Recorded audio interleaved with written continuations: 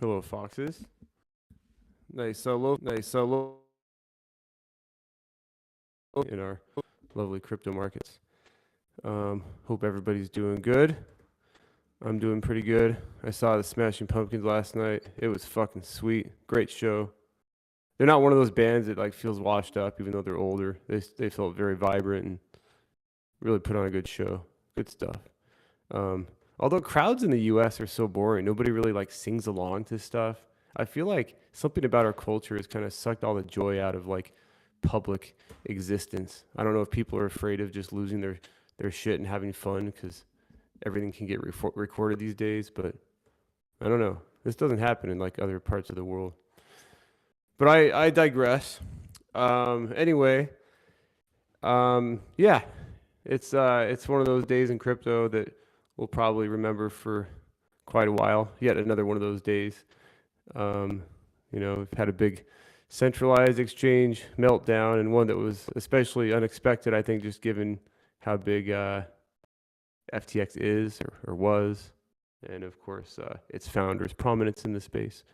But ultimately, even though this sucks for price action, I think just like the market got through Luna stuff and the Three Arrows stuff and all this other deleveraging and the meltdowns that we've had earlier this year, the market will process this. It turns out that there was yet more hidden risk and leverage in the system that's being taken care of now, and it does suck, but this repricing is part of what happens in bear markets, and eventually, I think this stuff will be out of the system, and we're gonna collectively the space will be ready to move forward. But more than anything, I think all this turmoil really underscores yet again like the value of DeFi, the opaqueness around centralized exchanges, like proof of reserves, and the fact that a lot of these perceived assets under FTX were actually just built on this derivative or this exchange token, and clearly something was amiss here, and there were a lot of skeletons in the closet, so to speak. This does not happen with DeFi. The stuff we're going to talk about today, just like we talk about every week in tokenomics, is predicated on the inherent transparency of our on-chain finances, and it's such a contrast to this clusterfuck that we're seeing now and that we've seen before with other situations in the centralized crypto world. I think one challenge that we all face is that there's this perception that crypto is DeFi. You see a lot of outsiders and crypto critics conflating the two, like crypto is DeFi, and of course DeFi is a subset of crypto. But to those critics, they don't really see the difference. So we have to do a better job of changing perceptions, I think. Because again, in the DeFi world, this absolutely, it simply wouldn't happen. People know exactly where the risks are, and everything is visible and transparent. The craziness of today is also overshadowed the fact that today's an election day, and it's almost a certainty that the Republicans will gain control of the House, which that alone should actually create a more favorable regulatory environment. Perhaps the GOP will also take the Senate, and I think generally this is going to be a positive in terms of a lot of the legislation that is going to be happening. So for one thing, that bill, the DCCPA, that would have regulated DeFi, that appears to be completely off the table for the lame duck session, which is good. But there's that bill could exist in some form next year. There's also going to be stablecoin legislation. There needs to be further clarity, around the roles and the extent of the powers of the SEC and CFTC to govern this stuff. We're at like a really, really, really pivotal time, and I feel like it just seems likely that with Republicans in control of Congress, we're more likely to have positive outcomes. I followed this space pretty closely, the political and crypto nexus, and there are pro crypto Democrats, but like everything I've seen is that generally this is better. Consider, for example, that the Biden administration has such monsters as Gary Gensler and Elizabeth Warren heading up things, and Janet Yellen. Well, I shouldn't say with Warren. She's just a politician, but these people are very anti-crypto, and they're part of the Clinton administration. So clearly, there needs to be some sort of legislative pushback, and I think we're going to get that starting in January. So yeah, if you're feeling a little bit like punched in the face today because it's another giant mess in crypto, just hang in there. Brighter days lie ahead.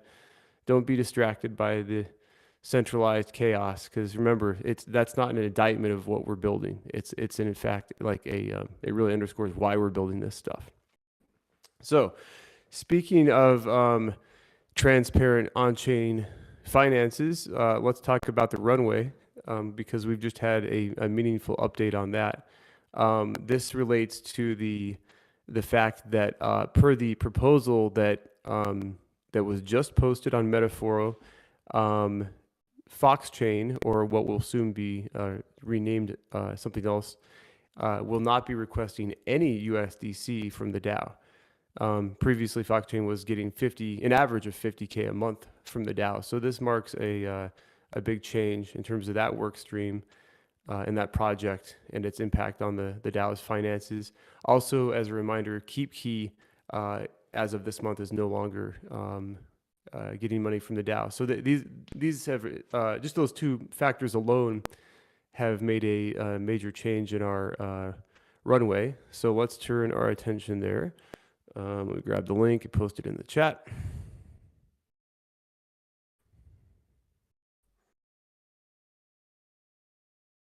Yeah, Diggy, buy the dip. I feel like even though it takes a lot of cojones to buy the dip right now, and maybe, like for sure, could it go down more? And honestly, I think it probably will go down more from here. But when you zoom out to like 3 or 5 years, like this is just going to seem like a little, a little blip, and an epic buying opportunity over the long run for sure.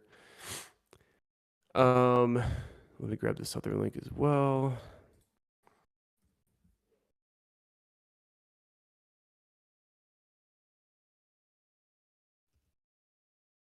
Okay. So, yeah, the TLDR here is now that we can factor in a spend of 0 for FoxChain moving forward, our spend for all the work streams in December, starting in December, will be 231K. Previously, I was estimating 25K from FoxChain, so that's a reduction. But the TLDR and the bottom line here is that essentially we now have an extra, roughly an extra month, or what this has done is push our runway into September of 23. So we now have a 11-month runway, and this again is assuming the worst case projections. This is a scenario, and this is precisely why we have this runway that doesn't make any assumptions, because we don't know what the market's going to do. Like, could Fox drop to a cent in this market? It certainly could. I'm not saying it will, but like, we have to assume the worst. And Fox is at all-time lows. The market's in a free fall. The bear market is showing no signs of going anywhere. There's crazy macro headwinds, so we need to absolutely plan for the worst. And that's precisely what we've been doing. And I'm really proud of the DAO that it's built this, this runway. It certainly would be nice to have more of a runway. And of course, there's ways to go about that, perhaps. But let's look at the next tab, which is the runway, assuming 150K a month towards bonds. This is sort of a little bit more of a projection that's in line with kind of what's happening currently, whereby funds are raised via Olympus and put towards, or I should say, Olympus and Bond Protocol, when it's active, and put towards the Rari Pool 7 debt. Assuming this continues to happen until that debt is paid off, that gives us a full year. We're then basically good until like November. So that, again, this is given current circumstances, this is a realistic projection. We actually have been putting more like 200K towards Pool 7, an average of 50K a month. I'm sorry, a week. That should continue apace for now, but again, from a conservative standpoint, it's good to probably wise to expect that number could drop. I will explain why in the current or the next segment here. But anyway, yeah, just owing to the fact that we have these stables, that we have been able to pay down our debt with those bonds, and of course the reduced workstream budgets, we have a good amount of runway to work with here on which to build an awesome plane and then make that plane take off and kick ass. Using some technical terms there. I see Willie chatting. Yes. So that's in terms of what's remaining on the loan. Check out the Rory loan analysis. So 450K on the loan. Another 50K will be queued up this week. One thing that we're being very mindful of is, given the market chaos here, we've seen in countless times in crypto when it's impossible to find a bid and the price really drops through the floor. We discussed earlier in the TMDC, what should we do given the liquidation point on that loan? Fortunately, the liquidation point is quite low right now. It's like a fourth of a cent. So that would represent a drop of more than like 85% from current levels. After we pay off that 50K, that's even more. So, we're watching that very closely. But again, even in this current market, in current Fox prices, it feels pretty safely above that. Let's see here. Yeah. John says, considering at one point those two loans were like 1.25 million, I think it was actually a little bit more. That really is a massive improvement. Those loans, they did serve a purpose, but they've served as a steady and annoying headwind against the runway for the past 6 months or more. And this is, as we winnow this down, this is really good stuff. In terms of the bonds, the Olympus bond has been averaging about $4,700 or 4,700 USDC a day. I would expect that number to decline now that Fox has dropped substantially from where it was, closer to 4 cents. I would expect that figure to drop maybe to like 3,500 a day. So we'll keep an eye on that. Just owing to the fact that the token's price has dropped. Yeah, and we do not have any FTT collateral, no Solana collateral. There are no skeletons in our closet because everything is out in the open. Perhaps some, if we were like a centralized exchange, we could try to hide our liabilities. We don't have this loan over here, or try to put a lipstick on these various pigs. But nope, this is DeFi, and we're gonna talk about everything, warts and all. It's all out in the open. In terms of bond protocol, so if you follow along on Etherscan, you may have noticed that there continues to be no LUSD deposited into the treasury. This is because bond protocol continues to work through those audits and the analysis of their code to ensure that's safe. Kind of in the wake of that Olympus exploit that could have carried over into their code. So I mentioned various options for potentially lengthening the runway moving forward. And I talked about this last week as well, but the TMDC has been talking to both Arbor and Hourglass, two separate but related projects, about issuing long-term bonds. This would serve two functions potentially. One is we could immediately pay off the remainder of, this is assuming that we raised sufficient funds via these protocols. We could pay off the remainder of the Rari Pool 7, which is currently, even though it's down a little bit, it's still at a 90% APR. So you'll notice in the my Rari loan analysis, at that rate, it's still expected to accumulate like another 80K of USDC of interest until we get it paid off. Of course, there's also 80 million Fox locked in there. So that does represent a big, sink of Fox that if it were hacked, potentially that could be bad. So being able to refi those at lower rates, or that loan at a lower rate could be good. In addition, this would allow us to add some more stables to our runway. We'll call it, let's say by the time these things go through, potentially maybe we have only 350K remaining on that bond. So we could be adding another basically 3 months worth of runway, roughly, via that mechanism. Of course, borrowing to add to runway, borrowing is why we're doing this whole RARI thing in the first place. And if you're feeling skeptical about that, I can understand why.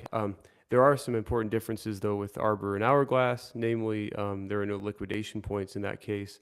These are also much longer term loans. And if Fox continues to decline substantially, we have these, this actually would be the better option, I think, because there's going to be stables added to the runway, regardless of what happens. There's not a lot of risk financially to the DAO, potentially, if we did that route and Fox continues to decline. Alternatively, if it rebounds, the DAO is in a good position to pay it back. But there's a lot of important nuance with these discussions. One concern of mine has been just the smart contract risk.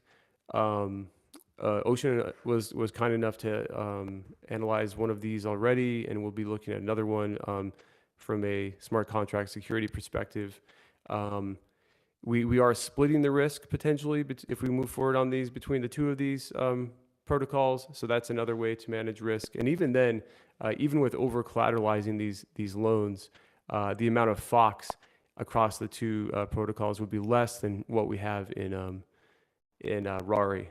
But yeah, it's not a decision to be taken lightly. You guys will recall that we had the 15.3 million in the liquidity as a service, and that was not fun, wondering what would happen to those tokens. By the way, let's look at that redemption contract real quick.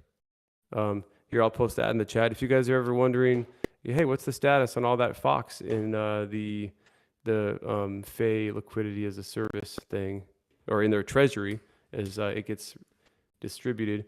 There are now basically about a third of that Fox has been distributed. It was at 15.3. Now it's a little bit under 10 million Fox. So basically what's happening is people are depositing their tribe into this contract, and they're getting Fox back in addition to other tokens held by that treasury. So, that's good to see that happen. Yeah, I imagine just steadily we'll have a decline in that. Yeah, and so John says probably most of this will never be claimed. That's kind of fascinating because essentially that's just locked Fox. Not necessarily burned, because hypothetically it does exist where it could be claimed someday, or hell, maybe that contract could be hacked or something. So not necessarily burned, but for all intents and purposes taken off the market, which is kind of a really not a bad outcome for the DAO. Yeah, you can just watch that one over time. Let's see. Anyway, yeah, that's kind of where we're at. Again, this sucks. It's not going to be fun watching the market, tank all over again. We'll be hit with, another round of mainstream media coverage about how crypto is just a giant house of cards. And just remember, these people don't understand, like the DeFi is not part of that, and is like part of the solution. And again, most significantly, the DAO has the resources to weather the next round of chaos, whatever it may bring. Why should the DAO weather this? Because we're building such cool stuff. The DAO retreat is coming up in pretty much exactly, let's say about 5 weeks here.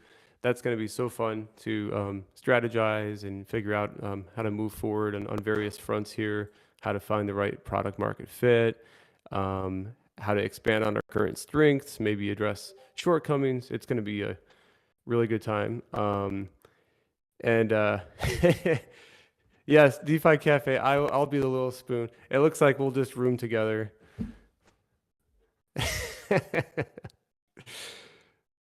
uh, or then you get into like hard fork and soft fork scenarios. Sporks. I don't know what a spork situation is in the context. It's gonna be awesome, guys. So if you have interest in going to the retreat, it's time to act on that. It's gonna be here in Denver, by the foothills. But if you're sort of on the fence, reach out to your like work stream leader and ask them about it because it's gonna be awesome. It'll be here before we know it. In terms of what else we're building towards, so this excites me every day is the fact that the DAO has incubated this project that directly solves the problem of centralized node infrastructure. We've seen a lot of problems with the Infuras of the world and Alchemies, and not to cast shade on either one of those projects because they have great teams and they're very cool people that work on them. But at the end of the day, like centralized node infrastructure is beholden to things like OFAC lists, and it's more prone to, it's not censorship resistant. So Foxchain, of course, is decentralized. And then the idea there is not to, we're going to build something that can skirt regulations, but simply a decentralized infrastructure that is more censorship resistant. The ecosystem needs this. And that's what Foxchain is all about. So we hit a very cool milestone as of today, right before our TMDC call. John has just posted the proposal for the next phase of Foxchain, and this is a big deal because Foxchain is moving from its formative years, it's sort of like infancy, if you will, maybe toddlerhood, into becoming sort of like maybe it's entering its like adolescent phase now, where it's really going to grow into like something powerful. The pieces are being put into place, and again, this directly relates to tokenomics in a number of ways. We already talked about the financial impact, which is basically zero under this proposal. There's also the value accrual from the DAO building something or contributing to something that will make Fox more desirable to hold. And then most significantly, perhaps, is the fact that this will have an airdrop as well. So all that is just to cue up John to come up on stage and talk more. He can talk a lot more sort of vividly about all this stuff. But hey, John, thanks for getting that posted. It's so exciting to see. Yeah, it's been a lot of work to get all the various stakeholders of this project into a place where we could post that today. So very happy to have it up. Looking forward to community feedback. And yeah, there's a lot of exciting stuff, I think, in there. And again, this was just posted in the forum. Let me grab that link and put it in the chat so people can follow along. So yeah, John, I guess before we get into the specifics of the thread, for those who haven't been following along with Foxchain, what are some what's the latest and greatest with this project? Yeah, maybe I'll kind of wind that in with talking about the proposal, because I think some of the important community-worthy news is kind of in that proposal and the stuff that I would want to talk about. So perfect. I think the kind of biggest thing, and you'll see this in the proposal, is that we have basically recruited Chad of Thorchain fame to lead up the development team of this project. So that was something Michael in particular, and Michael and I were working on for a number of months, and Chad has basically decided that this is a very important project and really supports this entire idea of there needing to be true decentralized node infrastructure and to enable truly decentralized interfaces and all the things around that. And I think all the discussions around this on crypto Twitter, if anyone's followed any of these kind of regulatory threads over the last few weeks, and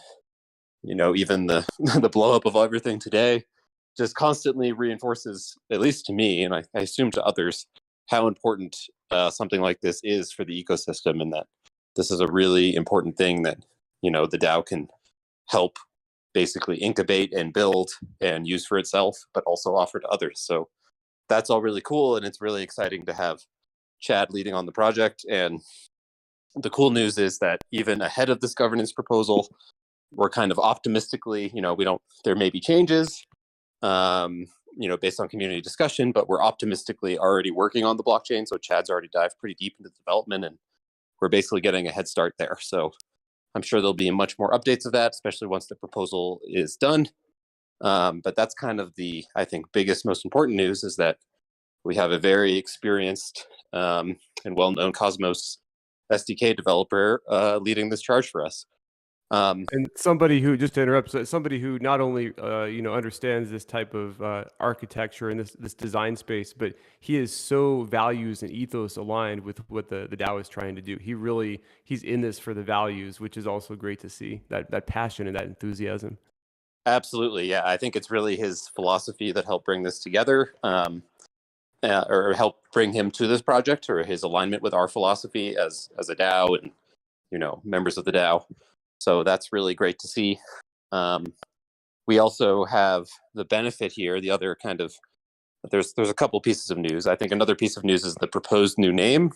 I think a lot of us always viewed Foxchain as a working name for various reasons. We don't really love the idea of putting a product out there that has the word chain or bit or these very rehashed things, and also making sure that this is a project not just for ShapeShift, but for the entire world.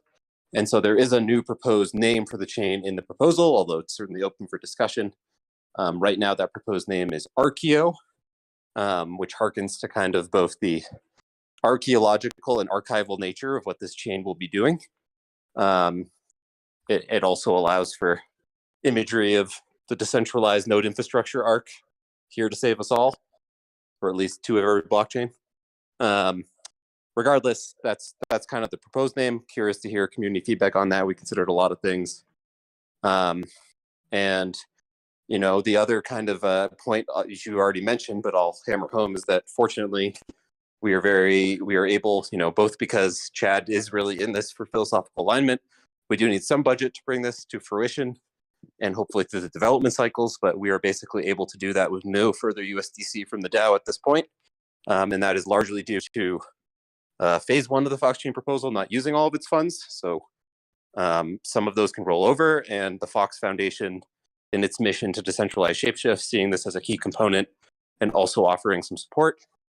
And then on top of that, hopefully getting some engineering support from the foundation and potentially even from the engineering work stream if they decide this is a priority for them versus their other priorities. But regardless, we think we can get this thing out with a very nimble and lean team, really led by Chad. I have also at this point, I was kind of an advisor and involved in the first phase, and I have offered my services to Chad on the product and community side. That's why I'm posting the proposal and I'm up here talking about it now. So I will also be spending some time supporting the creation of what I think is going to be very important and valuable infrastructure for the whole space.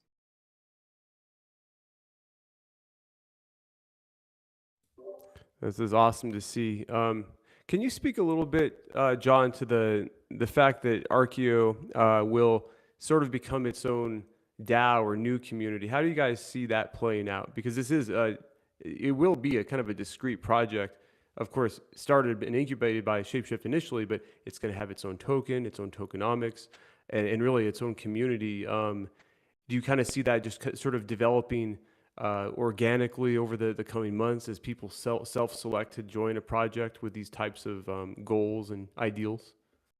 Yeah, so yeah, there's a lot of that, and yeah, I do, like any Cosmos chain, we do expect it to be its own sovereign chain and to essentially be its own community and DAO with its own treasury. And of course, we've talked about this many times in the past in relation to Foxchain, but one of the reasons we went that way is this should hopefully allow the chain to effectively fund itself through the community treasury rather than being an ongoing cost for the DAO. But the big benefit is obviously the DAO, both Fox holders and the DAO treasury itself would be positioned for the largest part of this airdrop. Details of that are linked in that forum post, and certainly looking for feedback on that. But the idea would be that hopefully, by the DAO holding a bunch of the token and almost 40,000 Fox holders getting this airdrop, we will all want this thing to succeed together. And I assume that there will be plenty of crossover, especially between the ShapeShift DAO and the new Archeo community that gets formed when this is launched. And there will also be a lot to do there on kind of the front of talking to other projects and convincing them why this is a good thing for them to use if they want to build a decentralized interface with decentralized node data. So I think that hopefully we will naturally also bring in other community members. And, in a best case scenario, I think this not only grows its own community, but helps grow the ShapeShift DAO as well. I mean, the ShapeShift product will be basically the first big use case and primary consumer of this chain when it's first launched. And, I think that will bring a lot of people in, hopefully, that align with this mission of once we can put out a truly decentralized interface with truly decentralized node data on the back end. So I'm really excited about all those things. And yeah. Cool. Yeah, it's going to be great to see just how this develops on both the tech and community front. Question from Firebomb on the stage: will the development of open and/or open source license, or will the development of FoxChain be open sourced? Is what they're asking. I don't see any mention of this in the research or proposal. I wouldn't ask if it was remaining under ShapeShift since we've pledged to have everything open sourced. But I'm assuming this will be open sourced in the spirit of everything else we do. But yeah, that's a point for clarification there in the proposal, perhaps. Yeah, great question and great point, Firebomb. That is not outlined in the proposal, but yes, there's no way we would build this and not have it totally open source. It really wouldn't work otherwise. I'm not even sure how we would build an actual decentralized infrastructure if it wasn't open source, and I would be, even if we could figure out a way, I would personally be thematically against that.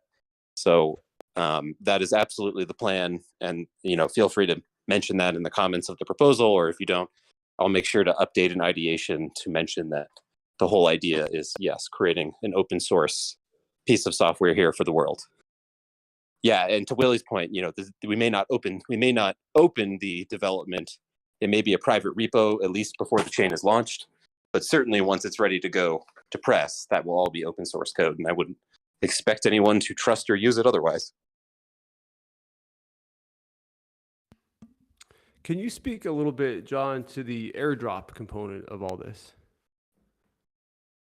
Yeah, so there's a link in the proposal that has a proposed airdrop spec that basically has the major buckets defined that we're at least proposing. This is certainly something that's open to community discussion, but we were trying to strike the right balance between obviously making sure the DAO is, gets a large stake in this and is rewarded for its efforts in incubating this project, but also making sure that this won't be seen as just something for ShapeShift, just something for Fox. That would make it really hard to get the others on board that we want the whole world to use it. So trying to combining those in terms of, airdrop to the DAO and Fox holders, airdrop to various participants in the Cosmos ecosystem, airdrop to various Ethereum DAOs that we may see become consumers of this chain.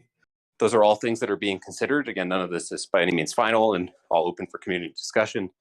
And then some of the approach, at least that's being proposed in the proposal, is that we will do a rolling snapshot. So we won't have like a one-time snapshot to capture all of these things. And there will be some aspects that still need to be figured out by the hopefully newly minted Archeo workstream once this proposal is passed, assuming it is, to figure all those aspects out. So there's still some work to get it, but at the high level, the buckets are defined in that proposal.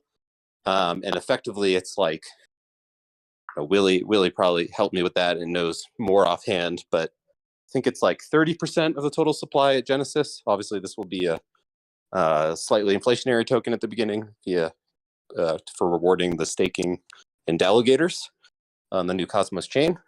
And then, the vast majority of that is going to the other parts of that are going to the community treasury and the reserve, which will be used to actually, I guess it won't be inflationary. That's something that got changed, but the reserve will essentially be used to reward validators and delegators, with the idea being that it will be infinitely refilled via revenue of the chain as it works. So there's a lot going on there. Certainly happy to go further into some of those tokenomic decisions, and some of those could still obviously be altered before the chain is live. But if the community ratifies the current kind of airdrop draft as is, those will kind of be the parameters, and certainly the things could change over the next few weeks of governance process. Looking at the Fox holders line item here in the airdrop notes, so 33%, yeah, a third of the Fox. And I really like this, and I think this will resonate with everybody in the DAO and really all Fox holders, but this idea of account for Fox wherever possible, because Fox, of course, lives all over the crypto ecosystem, Sablera streams, Foxies, Hedgies, and having that for really wherever Fox exists is seems like a very that's a positive for anybody taking part in this DAO economically. One question that just popped in my head as I'm seeing this, Sablera streams, would that be for claimed Sablera streams or for like the whole thing? So if I, let's say I'm getting 10,000 Fox total over my stream and I've claimed 5,000, at the point of the snapshot, would it be for 5,000 worth of Fox or worth of Archeo at that rate, or would it take into account the entire Sablera stream that would be spitting out those Fox over the entire life stream of the that's a good point, and that's one of those things that's certainly up for community discussion. There was a lot of debate among the various stakeholders of the project about what to do with that, and we did receive some feedback when Willie posted a draft of this almost a month ago about potentially not including the locked Sablera streams in the calculation, which might help us eliminate those that still have those and maybe aren't contributing. So yeah, the idea is if you had claimed Fox, any Fox you have a balance of. So if you claim from a Sablera stream and it's a balance that you have, that would be counted. But what wouldn't be counted at the time of the rolling snapshot is anything that is effectively not claimed. So This would take care of, the case of, maybe someone who is just claiming from their Sablera stream and generally selling often. So if they basically hold no Fox and all the rest of their Fox is locked, they wouldn't get an airdrop. But if they held and they claimed, then they would. And this also would be applied consistently, including with the DAO's Sablera stream. So it wouldn't overly weight towards anyone. It should essentially be a equal impact on everyone that has one, as long as they're claiming and holding Fox. Absolutely. It makes accounting for the whole thing much easier because by definition, this would be Fox held in someone's account directly or through a hedgie or something like that. Yeah, exactly. Or to your point, any of those other areas like LP, hedgies, on Tokamak, et cetera, anywhere that we can account for it. Yeah. A quick aside, speaking of hedgies, we're going to have Kevin Seagraves of Nifty Apes join us next week for tokenomics. He's going to talk about potentially being able to lend against your or borrow against your hedgies. There's some cool stuff happening there. In fact, he let me know today a DAO community member might be the very first test or sort of first transaction for lending on Gnosis chain. It looks like that will be possible. Willie, you were wondering if that was going to be possible on Hedgie. It sounds like, or on Nifty Apes, it sounds like it will, but we're going to hear more about that next week. A nice, yes, H-Pain was happy to dox himself. I heard that from Kevin today, H-Pain. That's so cool. Way to be the guinea pig, man. So H-Pain is blazing trails for Fox Hedgie holders out there. But yeah, we'll talk about that more. Let's see. One other question, John, and guys, please, if you have any more questions, drop them in the chat or come up on stage. But let's see. There was another point in the proposal. It was under drawbacks. One of the risks is that it's possible that a better solution or some other alternative solution in the market could end up being better suited to solve what Archeo is trying to solve. To what extent will the developers be sort of like, of course, the very foundational stuff of this is already set in place, but like, to what extent will they be looking at the competing solutions and trying to maybe like build something a little bit different? Or is it sort of like, we're going to build this thing and, we know what we want to be built, competition be damned, like there might be alternatives, but we don't really care about that. We're going to build this because it's the best protocol in our minds. Yeah, great question. And, the answer to this kind of mixes a lot of those things. So first off is that, during the research phase one of the Fox chain work stream, this is a lot of what Michael led up in this various research. And part of that was looking at a number of potential competitors, both including ones that are already out there, like Pocket and the Graph, as well as up and coming ones, in fact, some that just announced like a few weeks ago at the Cosmoverse conference, like LavaNet. And, we actually considered with all of those, like, should we just merge with one of these? Is there any reason we should even build this thing if they can offer what we want? And basically, one by one, as we really dug into these, none of them really accomplished at least what we think needs to happen. And the answer to that about why is, on a very base level, none of those projects are really prioritizing decentralization in the way that we think is necessary. So something like LavaNet is really prioritizing efficiency over decentralization, has a bunch of VC-backed money. Something like Pocket has already shown that they're not particularly decentralized and censorship resistant when they started basically very similar to Alchemy and Infura during the whole Tornado Cash fiasco, started censoring Tornado Cash out of it, which, if you ask me, should not be possible for a actually decentralized version of this. So like the censorship resistance and the decentralization is ultimately being prioritized over efficiency. So I'm not going to make a claim that when this blockchain first launches, I'm sure it'll improve over time, that it will necessarily be the most efficient thing on the market. So like, if someone's just purely looking for efficiency, I think going to Alchemy or Infura or another centralized service that specializes in that, fast aspect and efficient aspect may still be the better choice. But that's okay. We're not trying to optimize for that. What we're trying to optimize for is the ability to actually support and use truly decentralized interfaces and anything else that someone wants to build on truly decentralized and censorship resistant node data. So from everything we did in our research, and I'm sure we'll continue to look out and try to learn from others where we can, but we really haven't seen a solution that does all the things that we're trying to do and really prioritizes decentralization at the same time. So, if anyone's curious about what the goal of this project is, ultimately that is what it is. That is the goal, is to create something that really offers that decentralized and censorship resistant solution to the market. And we haven't seen anything else that made us confident that anyone else was really building it with that goal in mind. And we think personally that, and myself personally, that is the most important aspect of this. And if we lose that, what's the point, kind of? So is there some chance that, some other competitor pops up or someone forks this once the code goes up and, you end up with multiple such censorship resistant, decentralized chains and services? Yeah. And I think, if it's a good idea, that's even probable, but that's fine. If we end up in the world where we have multiple truly censorship resistant and decentralized options for node infrastructure, then I think we will have done our job one way or another.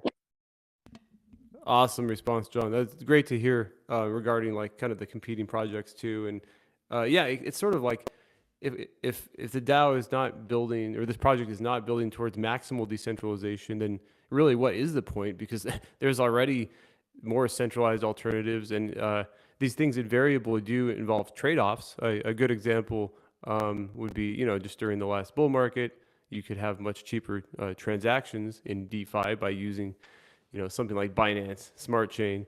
But of course, that's not decentralized. It's highly centralized, and there's always these trade-offs. But if the point is to have censorship resistant tech, it needs to be maximally decentralized. And I think this is another great example of where Chad's background and experience will be super helpful, because in the Thorchain world, they really all seem to live and breathe that as well, and never make the easy trade-offs for something that wouldn't be as decentralized. Even though I'm sure the temptations were there, because it's just harder to build sometimes. But yeah, it's such an exciting project.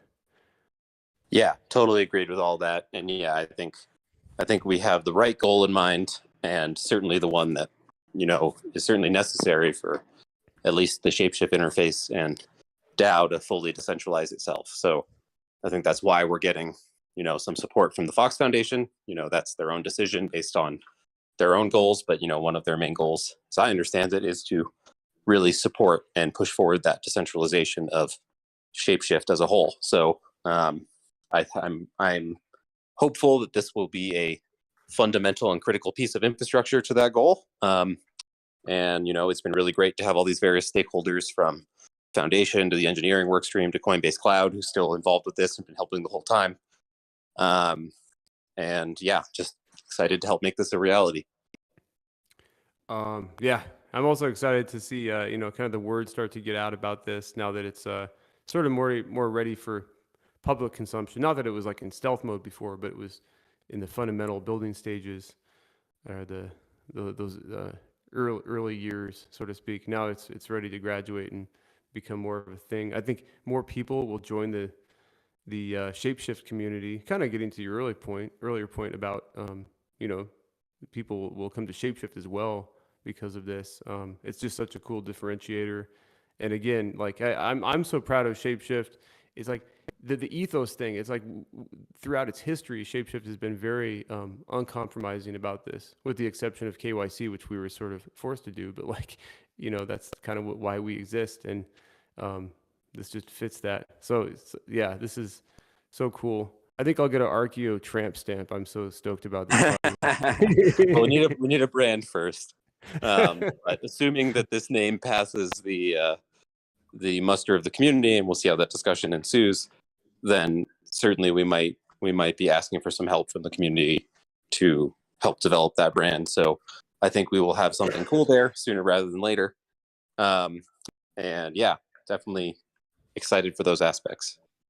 Awesome. And if anybody has any thoughts or questions, well, obviously now we have a proposal that's fodder for open discussion on Metaforo.